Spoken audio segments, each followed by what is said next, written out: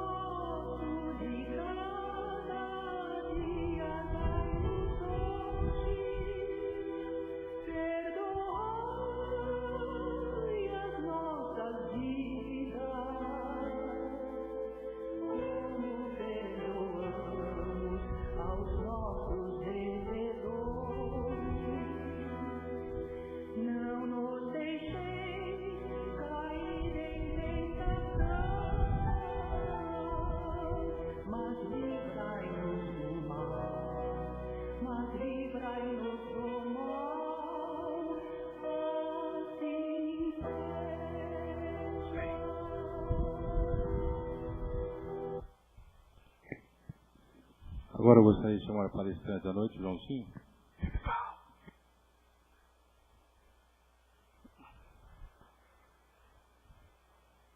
Obrigado, perdão.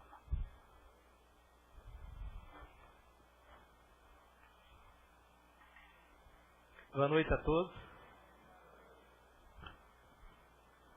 Essa noite de muito calor, é uma alegria ver todo mundo aqui, a casa cheia. E neste momento eu peço a Jesus que faça de cada um de nós um instrumento do seu amor. Que todos nós, com nossos espíritos armados, possamos absorver os ensinamentos da noite de hoje.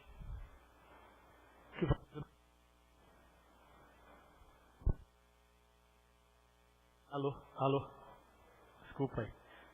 Que com certeza ajudará muito na nosso aprendizado, na nossa evolução, como seres imortais que somos.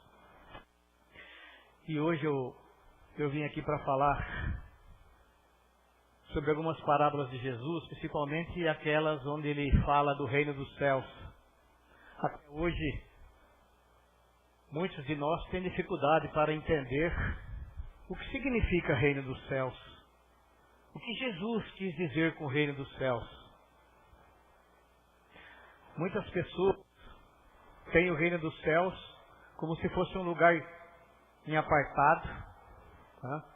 Logicamente, seria o oposto do inferno, como alguns entendem, e que na verdade esses lugares não se encontram localizados. O inferno aqui e o céu ali. Quando perguntaram para Jesus, os fariseus, os doutores da lei, perguntaram para Jesus: Mestre, nós queremos ver o reino dos céus. Mostre o reino dos céus para nós, e isso bastará para aumentar a nossa fé. em tudo aquilo que você diz, em tudo aquilo que você ensina. Ele disse, o reino dos céus, ninguém nunca poderá dizer, ele está aqui ou acolá. Porque ele não é um reino que aparece. Ele não tem aparência exterior. Jesus falava de um reino espiritual. Depois, complementando, ele disse, o reino dos céus está no meio de vós. Através dessas palavras de Jesus, nós compreendemos que mesmo estando nesse planeta que nós chamamos de expiação e provas, mesmo vendo tantas coisas que nós abominamos acontecendo, chega às vezes até a diminuir a nossa fé. Muitas pessoas são levadas à descrença, chegando até a dizer que o Deus não existe, que Deus é uma utopia, mas nós sabemos que não. Nós estamos aqui no planeta escola, e o grau de aprendizado que nos encontramos é o mundo certo que nós temos para habitar. Ninguém caiu neste planeta escola de paraquedas.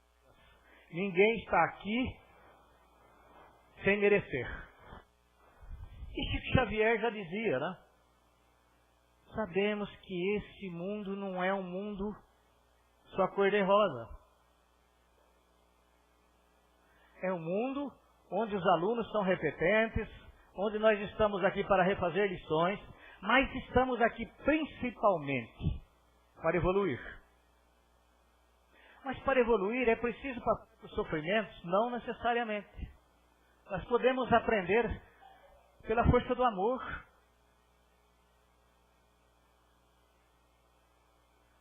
O apóstolo Pedro disse, o amor cobre a multidão de pecados. Veja as palavras de Pedro.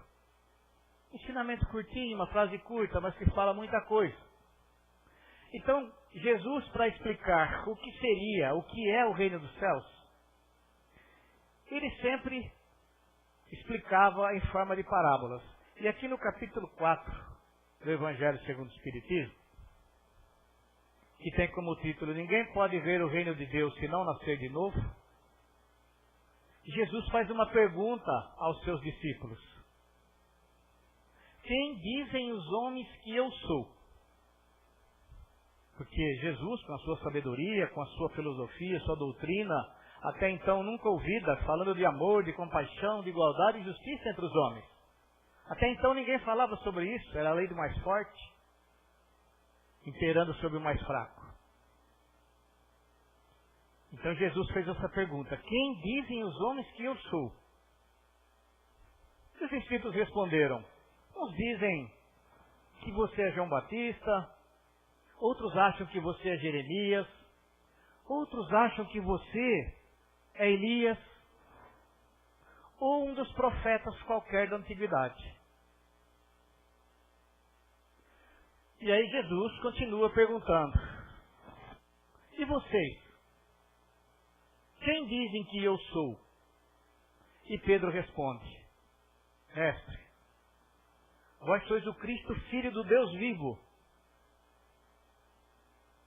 E Jesus responde, bem-aventurado seja você, Pedro, porque não é a carne nem o sangue que está dizendo isso, mas sim o meu Pai que está nos céus.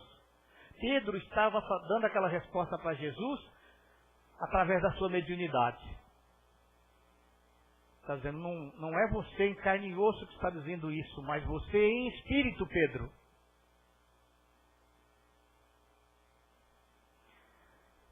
E aí, eles perguntaram para Jesus, os seus discípulos, mas mestre, os escribas, os doutores da lei, eles dizem que Elias haveria de vir primeiro, antes da vinda do Messias. Se vós sois o Messias, então onde está Elias que nós não ouvimos? Por que ele não veio antes? E Jesus disse, Elias já veio. Os homens não o reconheceram, fizeram com ele o que quiseram, e assim também o farão com o Filho do Homem. E se vocês querem acreditar, João Batista era Elias que estava para vir. Jesus estava dizendo naquele momento que João Batista era a reencarnação de Elias. Vejam como Jesus falou sobre a reencarnação de uma forma muito clara. E a prova disso é essa dúvida que o povo tinha a respeito de quem fosse Jesus. Quem seria esse Espírito? Com tanta sabedoria, trazendo tantos ensinamentos novos, uma doutrina nova. Porque todo mundo conhecia Jesus desde a infância. Todos conheciam seus irmãos. Sabiam que Jesus era filho de José o carpinteiro e de Maria. Ninguém tinha dúvida com relação àquele menino, aquele jovem e aquele moço que aos 30 anos assumiu o seu messianato de 3 anos. Mas então por que a pergunta? Se todos conheciam Jesus fisicamente, sabendo de que família era. Porque o povo judeu acreditava na lei da reencarnação. Só que para o povo judeu, eles não chamavam de reencarnação, chamavam de ressurreição. Que era sinônimo do que nós chamamos hoje de reencarnação. Mas como pode ser? Ressurreição significa ressurgir. Cada vez que nós assumimos um corpo físico aqui no mundo material, nós ressurgimos no mundo material. Apenas trocamos de roupa, a essência permanece intacta. Como espíritos, somos imortais. Enquanto mergulhados no físico, nos chamam de almas. Mas voltando a falar do reino dos céus, se Jesus disse que o reino dos céus está no meio de nós, no nosso meio, como nós não percebemos isso? Considerando o nosso grau de evolução, nosso grau de conhecimento, de entendimento, nós ainda não temos sensibilidade suficiente para sentir que vivemos no reino dos céus. O reino dos céus é tudo isso que nós vemos à nossa volta, seja na terra, na água, nos céus, no éter, onde tudo parece estar vazio, mas não está. Nada é vazio. O universo, não existe espaço vazio no universo. Jesus disse, existem muitas moradas na casa de meu Pai. A casa do Pai é o universo e as moradas são os mundos, onde humanidades habitam. Mas será que essas humanidades são parecidas com essa humanidade terrena? Pode ser, mas pode também não ser. Porque para cada planeta, para cada mundo, existe uma adaptação para que dê condições de habitabilidade para aquela humanidade. De um planeta para outro já há diferença até na formação do perispírito, o corpo espiritual de cada um de nós. Que é aquele corpo que sobrevive depois da morte do físico e que nós continuamos com ele na parte espiritual. Mas por que há diferença de perispírito, da formação do perispírito de um mundo para outro? Nós aprendemos na doutrina espírita que o perispírito, esse corpo mais sutil, mais leve, vaporoso, ele é formado de matéria do próprio globo. Mas que matéria é essa? Nós chamamos de um corpo semimaterial por falta de conhecimento de que matéria seja. Mas uma coisa é certa. Esse corpo é composto não dos elementos químicos que compõem o corpo humano. É um corpo diferenciado. Que a ciência humana ainda não conseguiu aferir do que ele é formado. Mas ele existe. Ele sobrevive à morte. E é através dele que os espíritos se comunicam conosco. É através dele que os espíritos são reconhecidos. É através dele que eles se apresentam com a forma que tinham aqui na Terra antes de sair do físico, antes de deixar o físico aqui. Ah, mas então o perispírito ele tem a forma que nós temos, a mesma forma do corpo físico? Sim, mesmo formato. Por quê? Porque antes de virmos para o físico, nós passamos por uma programação. E lá na pátria espiritual, nos departamentos próprios, nos ministérios próprios, eles fazem um molde de como será o nosso corpo físico aqui, seguindo a genética dos pais. E o nosso corpo físico é moldado em cima desse perispírito que é o corpo espiritual. E depois de encarnados, o corpo físico, perispírito e espírito ficam como o ovo. Um exemplo bem simples. A gema, a clara e a casca. Os três juntos ficam unidos ali enquanto perdurar o corpo físico, enquanto não ocorrer a morte física. Quando ocorre a morte física, o corpo vai para o pó, vai alimentar outros seres, e nós retornamos para o mundo invisível, para o plano espiritual, com o corpo perispiritual. E através dele nós nos movimentamos e nos comunicamos. Mas com o corpo perispiritual nós precisamos fazer forças como nós fazemos aqui. Precisamos ter músculos para levantar as coisas, para operar, para trabalhar. Não. Os espíritos agem pelo pensamento e vontade. E o corpo perispiritual, que nós ficamos com ele depois da morte física, é tão vaporoso, tão leve, tão sutil, que se locomove pelo pensamento e vontade. É assim que funciona. Mas, continuando a falar do reino dos céus,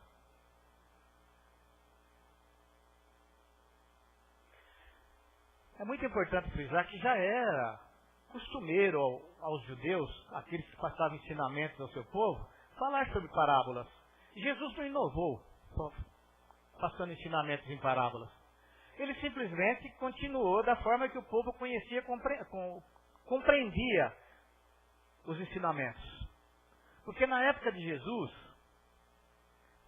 o povo era simplesmente ruralista, vivia da agricultura.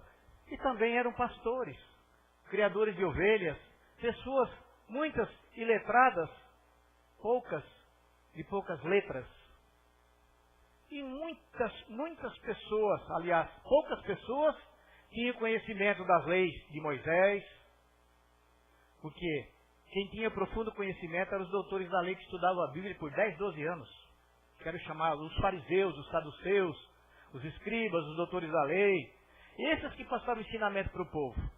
Só que como eles tinham interesse econômico, mais que religioso, mais que preocupados com a evolução espiritual daquele povo, eles passavam coisas só o que para eles era conveniente.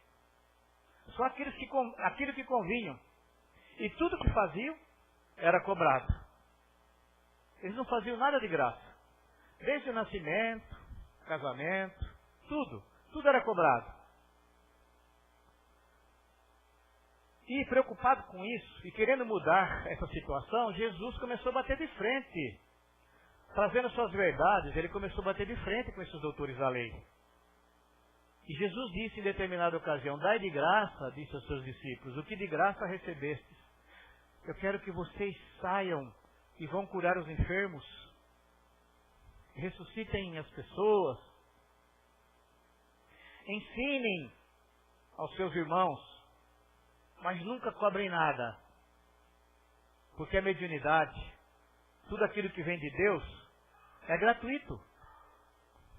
O nosso talento, aquilo que vem do Pai, é gratuito. Então ele disse, não cobrem. Agora Jesus, na época, as suas palavras, nós devemos compreender que ele falava por uma época bem distante da nossa, onde a cultura e os costumes eram diferentes. Jesus dizia aos seus discípulos, saiam, não levem nada consigo, a não ser a roupa do corpo. E onde vocês chegarem, peçam aposento e peçam alimentação. Encontrarão pessoas de boa vontade que irão fazer isso para vocês. Se em algum lugar vocês adentrarem e essas pessoas não quiserem dar abrigo e nem alimento a vocês, sacuda a poeira dos pés e vão para outro lugar, que em outro lugar encontrarão pessoas que farão isso. Se Jesus viesse na Terra nos dias de hoje, com certeza ele não faria dessa forma que ele falou há 2000 anos. Porque a cultura do povo judeu era essa, abrigar o viajante, dar acolhida, dar alimento. Era costume do povo, fazia parte da cultura. Agora hoje, Jesus não ia dizer de forma alguma, você está aí e não precisa levar provisões. Nós sabemos que seria impossível nos dias de hoje. Então nós temos que considerar os ensinamentos de Jesus e a cultura e o costume do povo da época. Tudo isso a gente tem que levar em consideração. Então naquela época não existia carro, não existia shopping, não existia restaurante. Todo mundo vivia na zona rural. Então Jesus utilizava de fatos e falava de coisas que o povo tinha conhecimento. Ele falava de cordeiro, ele falava da semente do trigo, da semente da mostarda, que era tudo que o povo conhecia. E certa vez, Pedro perguntou para Jesus, mestre, quantas vezes devemos perdoar o nosso inimigo? E Jesus, 7 vezes, Jesus, ele perguntou. Ele disse, não, Pedro, não 7, mas 70 vezes 7. Jesus está dizendo, em outras palavras, que o perdão deve ser perpétuo. Que o perdão deve sair de forma incondicional e do coração. Que não adianta nós dizermos, eu perdoo fulano, mas só da boca para fora. Porque o Pai sabe do nosso coração, do nosso sentimento. Jesus tinha uma grande preocupação e falava sempre sobre a importância do perdão e da compaixão. Porque ele sabia e sabe que todos nós que habitamos o planeta Terra somos carentes de compaixão. Somos carentes de amor. Porque onde há compaixão e há amor, não há guerra, não há desigualdade, não há miséria, não há fome. Porque existe fraternidade, existe solidariedade. Por isso a preocupação de Jesus. Amem-se uns aos outros como eu vos amei, disse Jesus. Cita a si próprio como exemplo e não a nós. Ele não disse naquela ocasião, amem-se uns aos outros como vocês se amam. Amem-se uns aos outros como eu vos amei. Porque Jesus conhecia o verdadeiro amor e nós ainda não conhecemos. Por isso que ele não nos citou como exemplo de amor. Mas nós estamos nesse caminho do amor. Somos filhos do amor, somos filhos da luz. Mas no estágio de evolução que nos encontramos, somos criaturas que ainda estagiam, que ainda transitam entre as sombras e a luz. Todos nós. Então, alimentar esse animal que existe em mim, ou simplesmente esquecê-lo e alimentar o anjo que há em mim. O anjo do bem. Aquele que me impulsiona para a luz. Mas muitos de nós, infelizmente, não por maldade, mas por ignorância espiritual, ainda alimentamos esse animal que existe dentro de cada um. Ainda seguimos os nossos instintos e deixamos de lado esse lado espiritual. Muitas coisas ruins nós fazemos em nossas existências por falta de conhecimento das leis divinas. Essas leis que foram ensinadas por Jesus, que já veio com Moisés e foram muito mais explicadas e exemplificadas por Jesus. O que Jesus disse, nós vamos ver no seu Evangelho, é como se ele estivesse dizendo hoje. Tudo que ele ensinou é atemporal.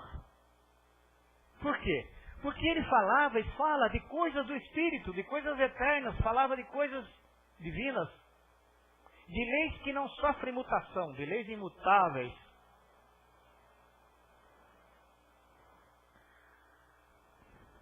E Jesus, para dar exemplo do que seria o reino dos céus,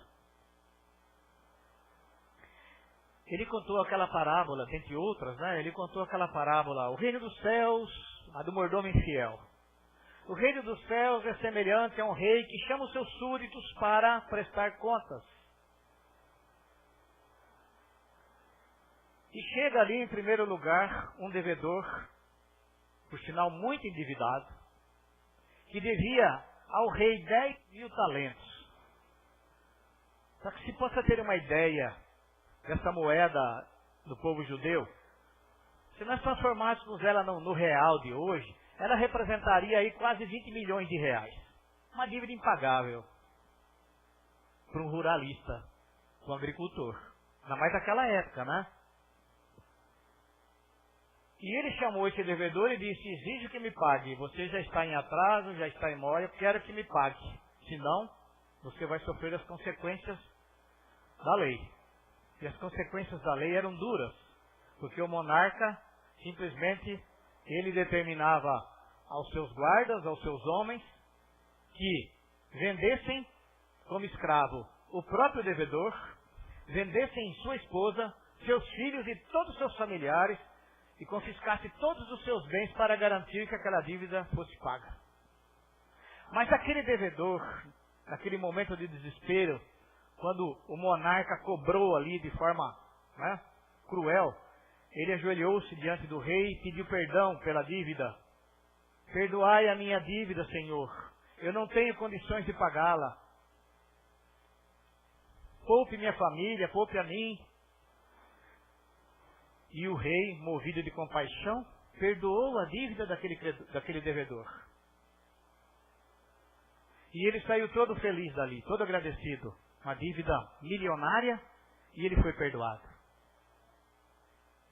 Mas eis que esse devedor que teve o perdão saiu, e não andou muito, lá adiante ele encontra um companheiro seu que lhe devia uma quantia irrisória. Essa quantia na moeda do povo judeu, ela era 100 denários. 100 denários na nossa moeda hoje seria mais ou menos 31 reais. 31 reais. Uma quantia irrisória. E ele chega para essa pessoa e diz: você me deve e diz que me pague. E não tem perdão. Se você não me pagar, eu vou te levar para o tribunal. E o devedor daquela quantia irrisória implorou, ajoelhou-se diante daquele credor, mas ele foi incompassivo. Ele não teve compaixão. Levou esse pequeno devedor ao tribunal, ele foi preso e lá ficou, na cadeia, por conta dessa pequena dívida.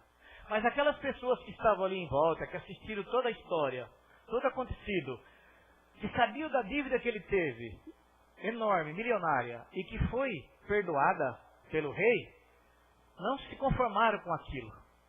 Foram lá e disseram para o rei: aquele que você perdoou, ele acaba de pôr na cadeia um devedor de uma dívida irrisória. Ele não o perdoou. Naquele mesmo momento, o rei mandou seus homens chamar esse devedor incompassivo e disse: coloquem-no num lugar trancado, onde ele vai prestar serviços forçados até que quite toda a sua dívida. O perdão que eu havia dado está retirado.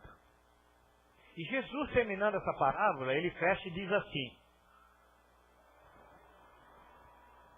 assim também meu Pai Celestial vos fará, se cada um de vós no íntimo do coração não perdoar a seu irmão. Por isso a importância do perdão para ser perdoado. Nas nossas orações nós pedimos, nós agradecemos, pedimos perdão ao Pai pelas nossas faltas, mas já paramos alguma vez para pensar no perdão aos nossos inimigos, aos nossos devedores? Porque essa condição está no Pai Nosso, essa oração singela, pequena, que Jesus nos ensinou. Pai, perdoai as nossas dívidas como nós perdoamos aos nossos devedores. Está condicionado. Se eu não tenho capacidade e nem coração para perdoar o meu semelhante, como eu vou querer que o Pai me perdoe? Não tem como. Jesus, sabendo da nossa dificuldade para perdoar, ele passou muitos ensinamentos nesse sentido.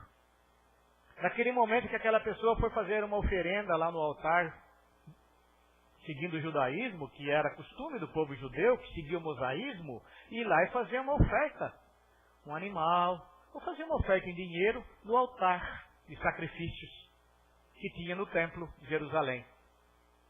E Jesus viu uma pessoa que estava se dirigindo para fazer a sua oferta e disse: antes de você ir lá fazer a sua oferta, é importante que você vá lá e faça primeiro as pazes com seu irmão.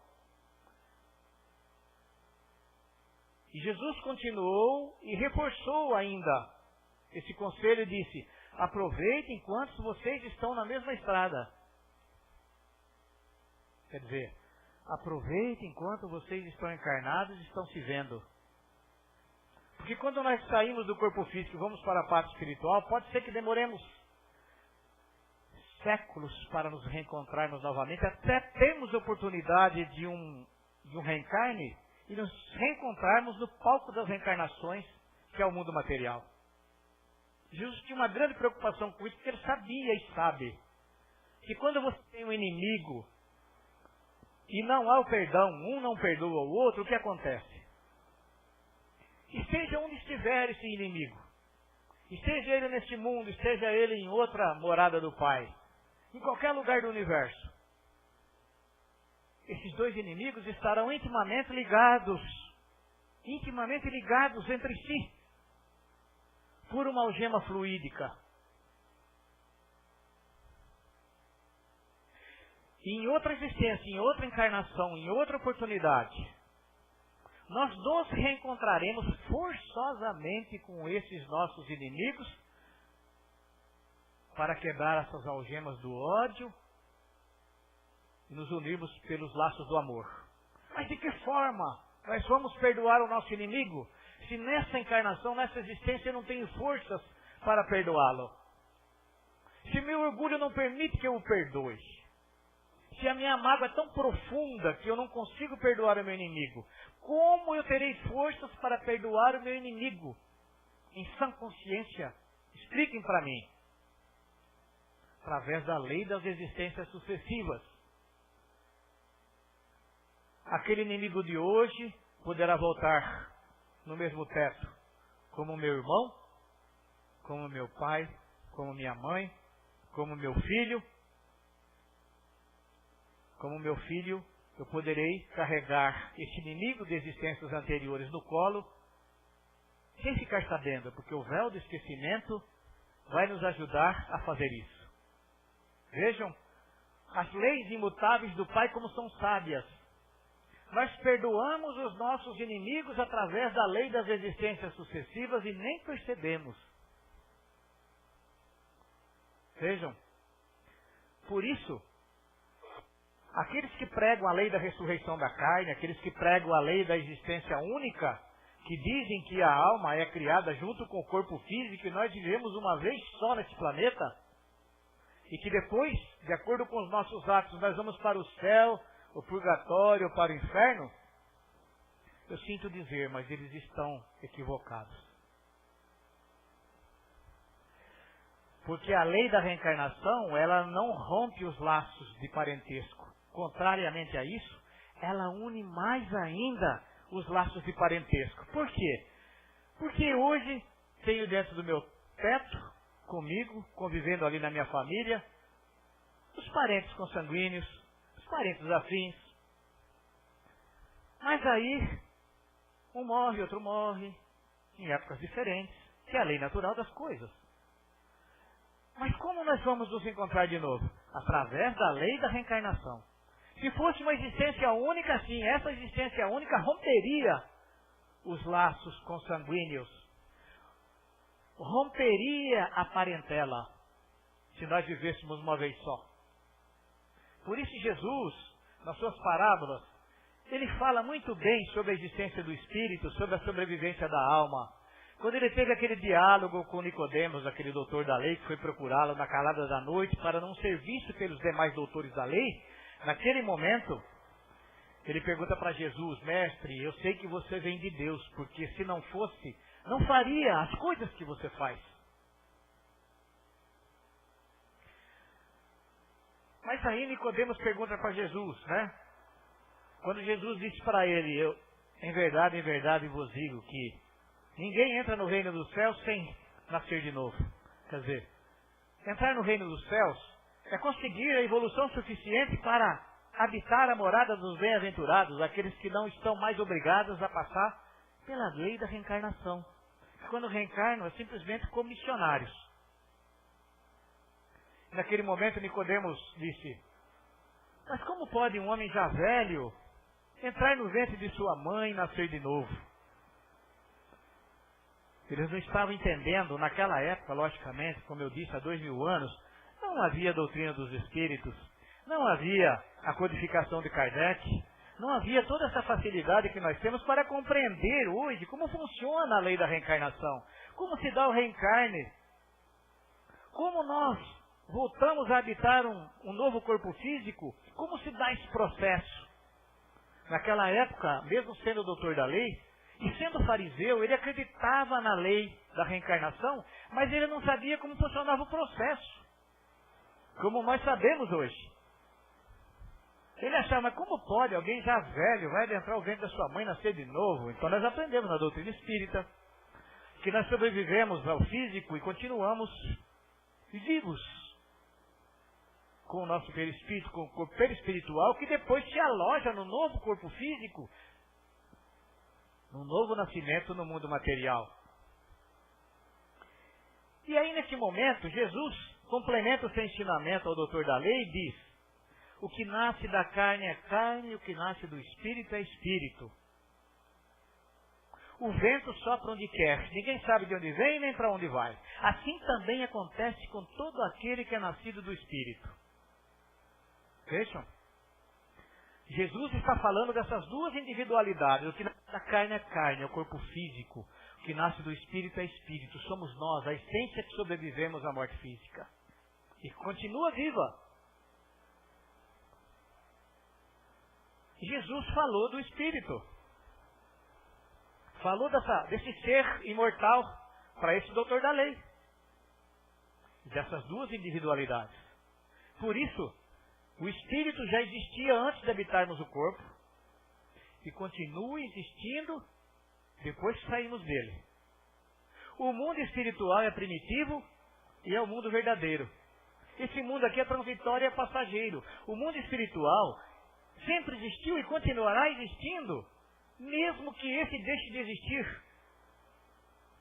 Porque como espíritos somos imortais e a pátria espiritual é a verdadeira pátria.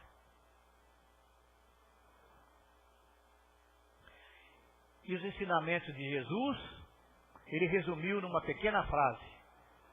Todos os seus mandamentos ele resumiu numa pequena frase: amar a Deus sobre todas as coisas e ao próximo como a ti mesmo. Todos os mandamentos estão aí, nesse pequeno ensinamento de Jesus, pequeno em tamanho e grande em profundidade. Então vamos cerrar os nossos olhos por uns segundinhos, aproveitar para agradecer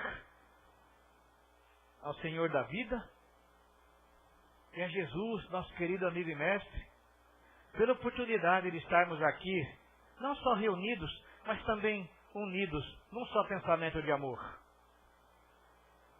Agradecer pela bênção da vida e desta nova existência, pela família constituída, pelo lar que constituímos. Agradecer aos nossos antepassados, aos nossos ascendentes, por permitir-nos estarmos aqui. Permitir-nos estarmos aqui. Porque sem a contribuição deles, dos nossos ascendentes, dos nossos pais, nossos avós, bisavós, trisavós, tetravós e por aí adiante, nós não estaríamos aqui. Então nós sempre devemos lembrar deles com carinho e muita gratidão. E acima de tudo agradecer ao Senhor da vida e a Jesus que permitiram que tudo isso acontecesse em nossas vidas. E neste momento, Jesus, vós que disseste, onde estiverem reunidas 2 ou mais pessoas em meu nome, eu estarei entre elas. Rogamos a vós, mestre, esteja entre nós, querido amigo. Envolva-nos a todos com o seu infinito amor, com a vossa luz, com a vossa paz. E cada um de nós, neste momento, possa receber o lenitivo necessário para reharmonizar o nosso corpo físico, realinhar os nossos centros de forças, e que neste momento, através dos trabalhadores incansáveis da sua seara, Jesus, aqueles que mais particularmente velam por nós, e todos aqueles que cuidam dos trabalhos dessa querida casa de oração, que eles possam retirar de cada um de nós todo fluido nocivo, porventura estagnado, e que esse fluido nocivo possa ser levado para o cosmos, e lá seja reciclado e reutilizado para o bem. Uma boa noite a todos, fiquem todos em paz. Que assim seja.